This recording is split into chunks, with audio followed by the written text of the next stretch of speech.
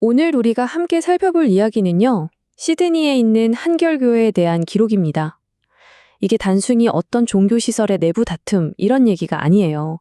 낯선 땅에 뿌리 내리려고 애쓰는 한 이민자 공동체의 생존을 둘러싼 아주 치열한 인간 드라마라고 할 수 있습니다. 자, 그럼 바로 시작해 볼까요? 이 이야기가 왜 그렇게 중요하냐고요?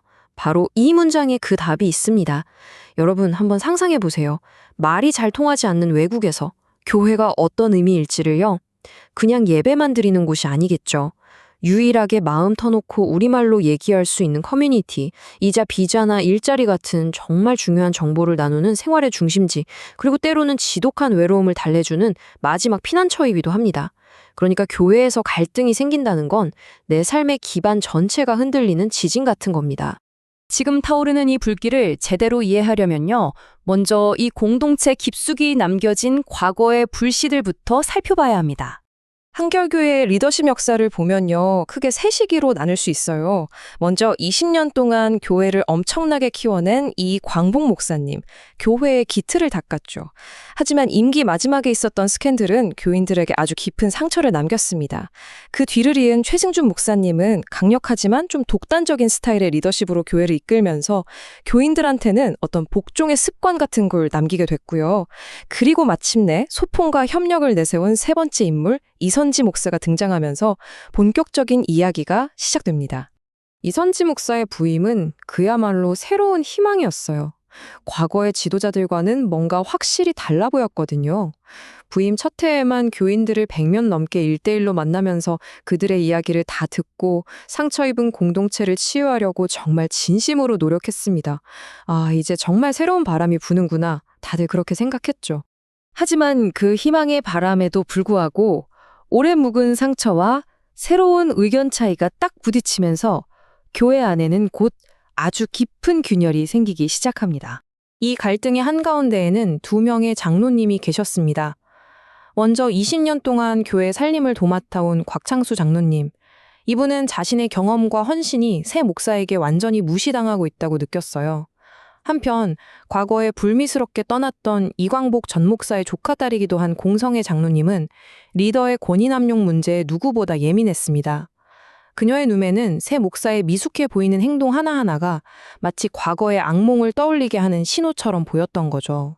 이렇게 조용히 끓어오르던 갈등에 기름을 부은 사건이 터집니다. 바로 도호환 부목사의 비자 문제였어요. 이선지 목사가 이분의 비자 연장 후원을 거절한 건데요. 아까도 말씀드렸지만 이민자 공동체에서 비자라는 건 그냥 서류 한 장이 아닙니다. 한 개인과 그 가족의 생존이 걸린 문제거든요. 이 결정은 반대파들을 하나로 똘똘 뭉치게 만드는 결정적인 계기가 되고 말았습니다.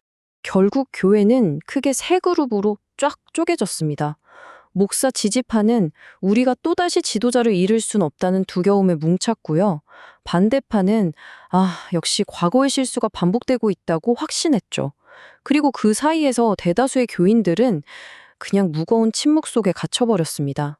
지지파가 연 기도회는 반대파의 눈에는 세력을 과시하는 정치적인 쇼로 비치면서 갈등의 골은 정말 회복이 불가능해 보일 정도로 깊어져만 갔습니다. 자, 이제 이야기는 점점 더 긴박해집니다. 여기서 정말 아이러니한 상황이 펼쳐지는데요. 다른 사람의 비자 연장을 거절했던 바로 그 이선지 목사 자신이 비자 만료 위기에 처하게 된 겁니다. 시간은 계속 흘러가고 있었습니다. 이선지 목사의 비자가 만료되는 날은 9월 30일이었습니다. 비자를 연장하려면 늦어도 5월 초까지는 교회의 공식적인 승인을 받아야만 했죠. 시간이 정말 얼마 남지 않은 상황이었어요. 자, 보세요. 당시 교회 최고 의사결정 기구였던 당회는 사실상 3대3으로 완벽하게 갈라져 있었습니다. 찬성 셋, 반대 셋.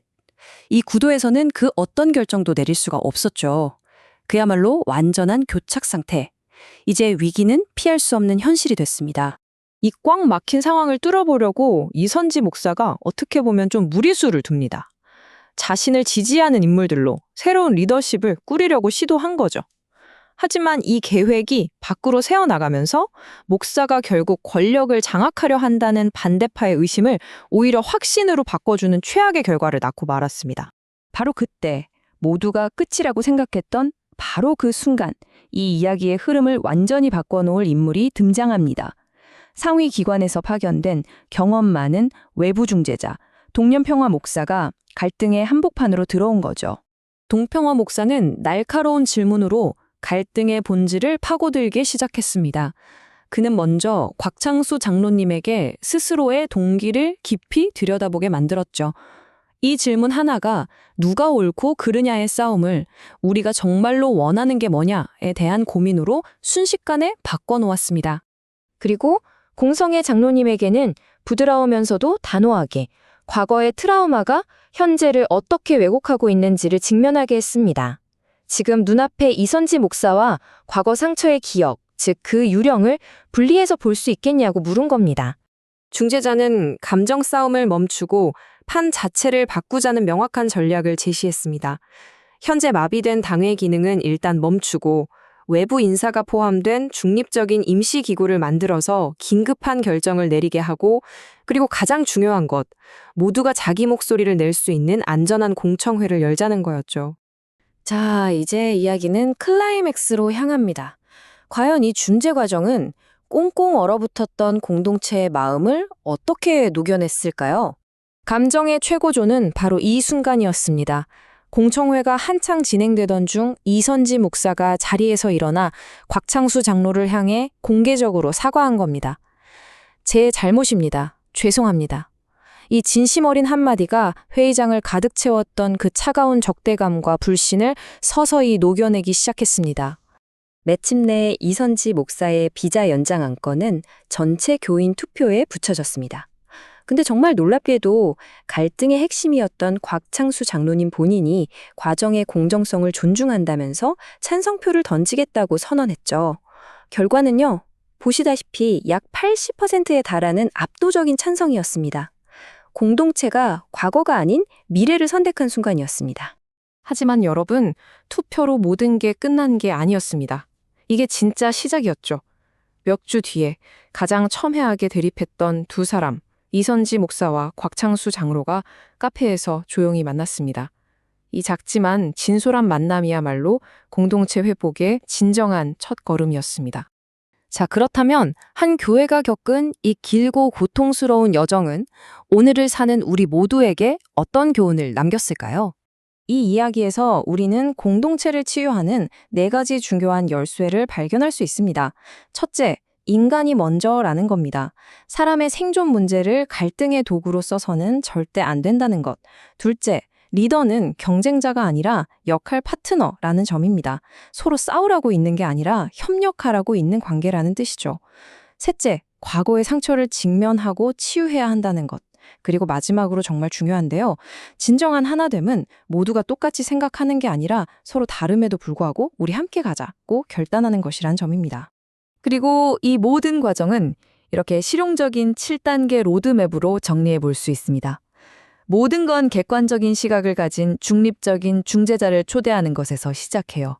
그다음 모든 당사자의 이야기를 충분히 듣고 갈등의 진짜 구조를 분석하죠.